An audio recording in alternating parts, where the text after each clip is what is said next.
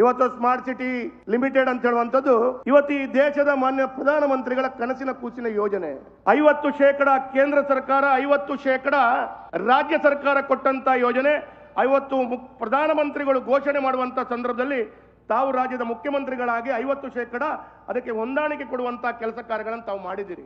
ಹಾಗಾಗಿ ವಿಶೇಷವಾಗಿ ಈ ಕೊಡುಗೆ ಮಾನ್ಯ ಪ್ರಧಾನಮಂತ್ರಿಗಳ 50% ಅವರ ಕನಸಿನ ಯೋಜನೆ ಅದರಿಂದ ಇವತ್ತು ಸಂಪನ್ನಗೊಂಡಿದೆ. ಇವತ್ತು ಮಾನ್ಯ ಪ್ರಧಾನಮಂತ್ರಿಗಳು ಸ್ಮಾರ್ಟ್ ಸಿಟಿ ಲಿಮಿಟೆಡ್ ಅಂತ ಹೇಳುವಂತ ಯೋಜನೆಯನ್ನ ಕೊಡ್ಲೇ ಇಲ್ಲ ಅಂತ ಹೇಳಿದ್ರೆ ಇವತ್ತು ಈ ಕಾರ್ಯಕ್ರಮಗಳು ನೆರವೇರ್ತಾ ಇರಲಿಲ್ಲ ಅಂತ ಹೇಳುವಂತದ್ದು ನನ್ನ ಮನಸ್ಸಿನ ಭಾವನೆ.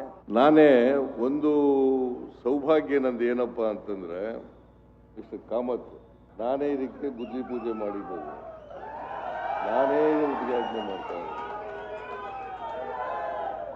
ನಾನೇ ಗುದ್ಲಿ ಪೂಜೆ ಮಾಡಿದ್ದು, ನಾನೇ ಇದನ್ನ ಉದ್ಘಾಟನೆ ಮಾಡ್ತಾ ಇದ್ದೆ.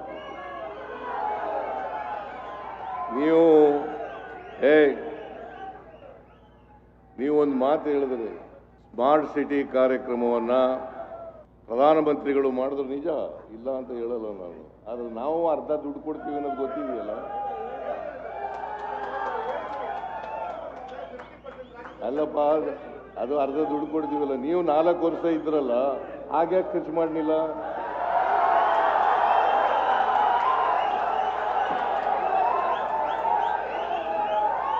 ನಾಲ್ಕು ವರ್ಷ ಇದ್ರು ಇವರು, ಆಗ್ಲೂ ಸ್ಮಾರ್ಟ್ ಸಿಟಿ ಪ್ರೋಗ್ರಾಮ್ ಇತ್ತು, ಹಾಗ್ಯಾಕೆ ಖರ್ಚು ಮಾಡಲಿಲ್ಲ?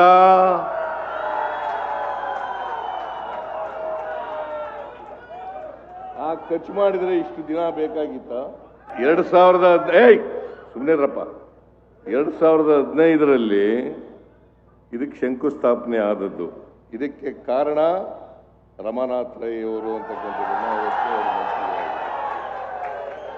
ಇದಕ್ಕೆ ಅಡಿಗಲ್ಲು ಹಾಕಲಿಕ್ಕೆ ನನ್ನ ಕರ್ಕೊಂಡ್ಬಂದು ಅಡಿಗಲ್ಲು ಹಾಕಿರ್ಲಿಕ್ಕೆ ರಮಾನಾಥ್ ರೈ ಅವರು ಜಿಲ್ಲಾ ಮಂತ್ರಿ ಆಗಿದ್ರು, ಉಸ್ತುವಾರಿ ಸಚಿವರಾಗಿದ್ರು, ಅರಣ್ಯ ಇಲಾಖೆ ಸಚಿವರಾಗಿದ್ರು. ಅವರು ನನ್ನನ್ನು ಕರ್ಕೊಂಡ್ಬಂದು ದಕ್ಷಿಣ ಕನ್ನಡ ಜಿಲ್ಲೆ ಮಂಗಳೂರಿನಲ್ಲಿ ಒಂದು ಜಿಲ್ಲಾಧಿಕಾರಿ ಕಚೇರಿ ಬೇಕೇ ಬೇಕು, ಹೊಸ ಕಚೇರಿ ಆಗಬೇಕು ಅಂತೇಳಿ ನನ್ನ ಮೇಲೆ ಒತ್ತಡ ಹಾಕಿ ಅವತ್ತು 41 ಕೋಟಿ ರೂಪಾಯಿಗಳಿಗೆ ನಾವು ಮಂಜೂರಾತಿಯನ್ನು ಕೊಟ್ಟೆವು. ಫಸ್ಟ್ ಸ್ಟೇಜ್ ಆಗ 45 ಕೋಟಿ, ಆಮೇಲೆ 55 ಕೋಟಿ ಆಯಿತು, ಆಮೇಲೆ 20 ಕೋಟಿ ಅತೀಕ್ ಅವರು ಮತ್ತು ಸುರೇಶ್ ನಗರಾಭಿವೃದ್ಧಿ ಸಚಿವರು 20 ಕೋಟಿ ಕೊಟ್ಟದ್ರಿಂದ ಇವತ್ತು ಪೂರ್ಣ ಆಗಿ ಲೋಕಾರ್ಪಣೆ ಆಗ್ತಾ ಇರ್ತಕ್ಕಂಥದ್ದು ಅಂತಕ್ಕಂಥದ್ದನ್ನ ತಿಳ್ಕೋಬೇಕು. ಇತಿಹಾಸ ಯಾವಾಗಲೂ ಕೂಡ ನಾವು ತಿರುಚಿ ಹೇಳಕ್ ಹೋಗಬಾರದು.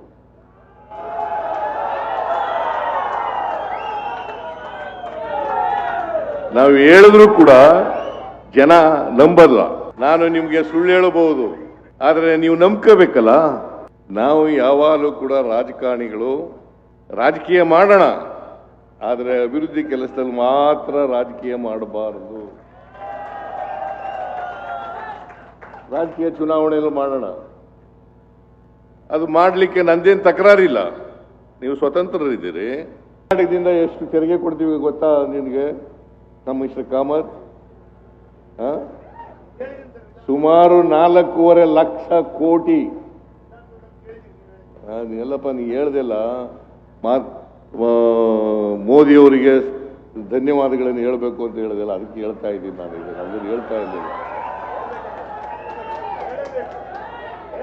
ನಾವು ಕರ್ನಾಟಕದಿಂದ 4.5 ಲಕ್ಷ ಕೋಟಿ income tax, petrol diesel tax, ಆಮೇಲೆ ಕಾರ್ಪೊರೇಟ್ ಟ್ಯಾಕ್ಸ್, GST ಇವೆಲ್ಲ ಸೇರಿ 4.5 ಲಕ್ಷ ಕೋಟಿ. ನಮ್ಗೆ ಎಷ್ಟು ವಾಪಸ್ ಬರ್ತದೆ ಗೊತ್ತಾ? ಇದು ಸೇರಿ ನಿಮ್ಮ ಸ್ಮಾರ್ಟ್ ಸಿಟಿ ಪ್ರೋಗ್ರಾಮು ಸೇರಿ ಎಷ್ಟು ವಾಪಸ್ ಬರ್ಬೋದು? 60 ಸಾವಿರ ಕೋಟಿ. 4.5 ಲಕ್ಷ ಕೋಟಿ ತೆರಿಗೆ ಕೊಡೋದು ನಾವು, ವಾಪಸ್ ಬರೋದೆಷ್ಟು? 65 ಸಾವಿರ ಕೋಟಿ. ಎಷ್ಟು ಪರ್ಸೆಂಟ್ ಆಯಿತು? 14ರಿಂದ 15% ಆಯಿತು. 14ರಿಂದ 15%. ಕಾಮತ್ತು ಹೇಳದೆ ಹೋಗಿದ್ರೆ ನಾನು ಇವೆಲ್ಲ ಹೇಳ್ತಾ ಇರಲಿಲ್ಲ.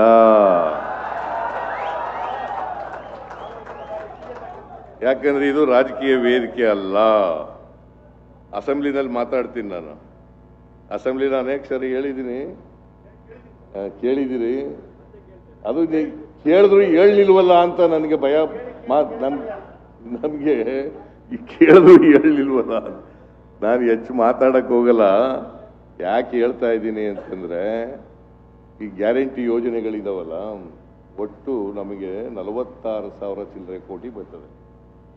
ಒಟ್ಟು ಸೆಂಟ್ರಲಿ ಸ್ಪಾನ್ಸರ್ಡ್ ಸ್ಕೀಮ್ನಲ್ಲಿ 46,000 ಚಿಲ್ಲರೆ ಕೋಟಿ ಬರ್ತದೆ.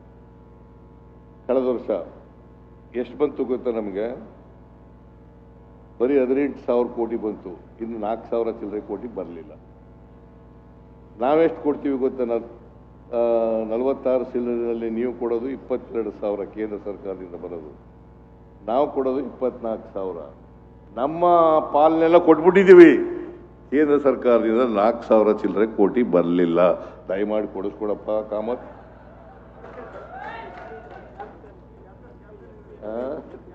ಮಿಸ್ಟರ್ ಕ್ಯಾಪ್ಟನ್ ಇರಲಿ, ಕ್ಯಾಪ್ಟನ್ ಪಾಪ ಮಾತಾಡಿಲ್ವಲ್ಲ ಅವರು. ಕ್ಯಾಪ್ಟನ್ ಚೌತ ಅವರು ಮಾತಾಡಿಲ್ಲ. ಅದರಿಂದ ನಾವು ಇವತ್ತು ಬಹಳಷ್ಟು ಈ ಸಾರಿ 25-26 ಬಜೆಟ್ನಲ್ಲಿ ಕೋಸ್ಟಲ್ ಏರಿಯಾಕ್ಕೆ, ಮಲ್ನಾಡು ಏರಿಯಾಕ್ಕೆ ಬಹಳಷ್ಟು ಕಾರ್ಯಕ್ರಮಗಳನ್ನು ಕೊಟ್ಟಿದ್ದೀವಿ. ಆಮೇಲೆ